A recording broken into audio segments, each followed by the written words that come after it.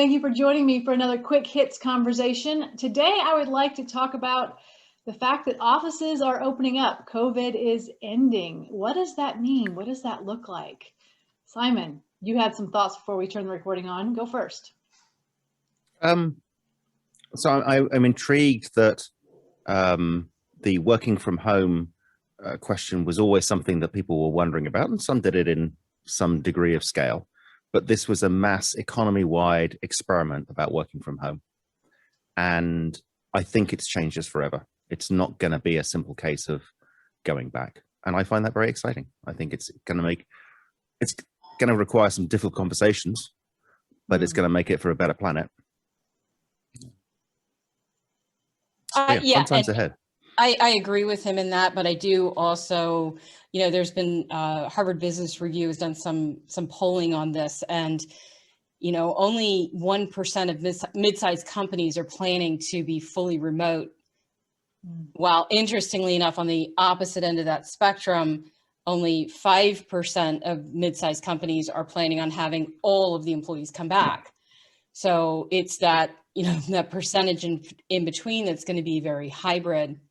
And a lot of the employees that were polled are saying, about 54% of them are saying that, having that flexibility to be hybrid is going to impact whether they come back or not. So you're seeing a lot of, I think there's going to be a big amount of disparity between what companies want and what employees are going to be willing to give. So I think it's going to be a very interesting transition to watch.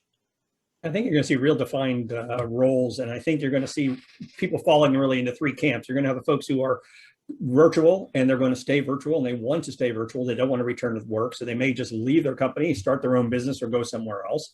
You'll have that hybrid group who are going to work maybe predominantly from home, but still go to the office once or twice a week. And then you have the folks who are anxious and willing to go back and be in the office. What you're seeing here in the US, I don't know if it's the same in the UK, but certainly in the area where I live in Philadelphia, commercial real estate, a lot of these offices are just empty and they're not planning to reopen. I've talked to a couple of business owners who basically just said, no, there's no reason for us. We found that we can work remotely, we can be effective, we can save a ton of money instead of paying these commercial real estate rates, along with all the insurance and everything else that goes with it. So I think you're going to see a continuous of this. And I think that the gig economy is going to continue to grow. You're going to see a lot more folks doing contract work. We see a lot more folks out there freelancing. So I think it's going to have a major change. And then the folks that do go back to the office, the company's going to have to do a lot of things. First of all, just to encourage people to come back. Assure them that there's a safe workplace, that their needs are going to be met, that they're going to have the tools and things they need to do their job. But also they're going to have to change policies. They're going to have to change procedures. They're going to have to change the way people interact with each other. So I think you're going to see a lot of changes on the HR front. And I don't think it's going to happen very quickly. It's going to happen over a several month period because these companies have to be able to figure out not only from a goodwill standpoint, but perhaps from an ethical and even a legal standpoint as to what this new model is going to look like for their employees. Yeah. So let's talk a little bit about the hybrid or people who don't come back to work. It's pretty well known that when people are in the office, innovation happens because they pass each other in the hall, they talk in the coffee room or whatever. What happens to that? Oh, I have a little bit of an objection to that. It's sort of like innovation only happens around the water cooler. I mean, not only, it just does. But okay, go ahead. I think there are an awful lot of very innovative technical teams who have been fully remote since before the pandemic. I think there are ways around it. I think as Rick was saying, managers are going to have to figure it out. And the reality is an awful lot of managers aren't very good at being managers. And now they're having to rethink a lot of fundamental conventional wisdom where they were just doing what their boss did. And now they're having to rethink it. And, Rick, you made a really interesting point there that people have to figure it out. Well, it's really damning that they're figuring out because it was obvious that we had the coming back problem back in March 2020. You've had over a year to work on it, guys. The plan should be ready, Yeah. I had a client who I was talking to yesterday, and she has been for 6 months beating the drum of what are we going to do? How is this going to work? What are we going to do? How's this going to work? And nobody would listen to her. And now all of a sudden they're in a panic. Right. Yeah. And I think they're also still looking at guidelines from government as well to say, here's what your legal responsibilities are. What happens if you open up the office, and 90% of your people are vaccinated, and the other people who are coming back are not vaccinated. They're not wearing masks, and then you create a situation where people start getting sick. Are you allowed to ask people, have they been vaccinated? Are you allowed to require them to be vaccinated? So there's a lot of those kinds of things that need to be determined first. Right. Is there any point Yeah, coming back? legally you can't ask, and legally you can't force them. Not right now. In the HR world, that's just federally, that's just mandated that you can't, because it does fall within that, that Medical Privacy Act. And I'm going to step back to what Simon was saying just a few minutes ago in regards to, whether or not, and I love you, I like you, Simon, and I'm going to piggyback on it. And I think, Robyn, you can as the psychologist, you're going to understand this. Humans require that personal connection in order to build trust. And there's a lot of learning that comes through just proximity and observation.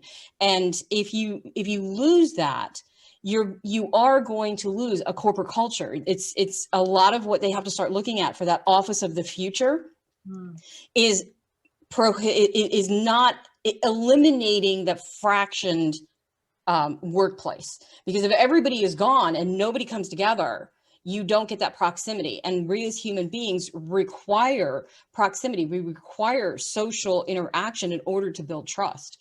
So I think at some point the office is going to have hubs. I don't. We are all of a certain age. I have teenage kids. They are extremely happy to live their life entirely online. And I guess what we think we need physical. Sorry. Well, so I was going to say, I agree that building trust, it helps to be in proximity, but it's not necessary. I have clients, I have friends all over the world, people I've never met in person. And granted, I'm very gregarious and outgoing, which makes building trust easier, but it's definitely doable online. It helps being physically there. Yes. It does help, but it's not impossible. And of course, going back to the health thing, what's the point of having a bunch of masked people in a room? In a physical room? I'd rather have unmasked people on the end of Zoom, thanks very much, in terms of relationships. Interesting. Yeah. Well, and to Rick's point, we have to figure it out. We have to learn. Now, whether that means that some of us come back hybrid, some of us don't come back at all, some of us do, I've been doing this for 10 years. So this is the way my business has been for a long, long time. But I think that if people are saying we can't have innovation and we can't have trust if we aren't physically in a room, maybe it's time that we start to learn. Maybe we need to start having webinars about it, courses. Well, that's what one of my colleagues is doing. Yeah. Oh, really? It's like, how do you augment, replace what's missing? One interesting thing, the US was a little bit befuddling from an outsider's point of view. You can drug test your employees on a whim, but you can't ask if they're vaccinated. No. Can't you have a drug test for the vaccination? Wouldn't that solve the problem? I don't know. Could you pull a titer? I don't think you could. I don't know. Isn't that weird? There's also an issue if somebody does come in, they get sick, and then they get sent home. Can you require them to produce a doctor's note or something to say that they're cured or they're healed or whatever? That's still up for discussion. I mean, if people call out sick, you can require they have a doctor's note claiming they were sick. That they could not. Sneezing in an office is not going to be social anymore, is it? No. No. So yeah, it's an interesting place. And if people want to work from home, does that change their pay scale? And does it change their time off? How does all that happen? And we only have a minute left, so we don't have time to dig into that. But I think there's a lot of variables.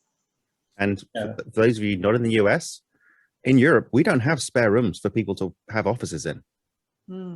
That's true. Yeah. Yeah, people at home don't have offices, and we guys have so much space.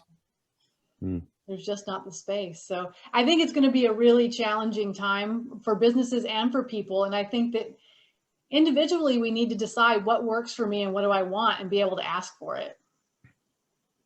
Yes, and get your family on board too. If they're used to you going to the office and now you're working from home, well, that's could be a different situation. Your dog has to adjust, your kids have to adjust, the whole family has to adjust. So there's a lot of adjustments, not just on the work side, but on the family side too. Everyone in the UK has gone off and got dogs. Those dogs are not used to being on their own. Yeah, and now they're starting to show up in shelters because people have to go back to work, and it just breaks my heart. Yeah. That's our 10 minutes, so I'm going to have to cut us off there. Thank you for having this conversation. I knew we would never get through all of it, but I do appreciate the conversation, and we'll do it again very soon.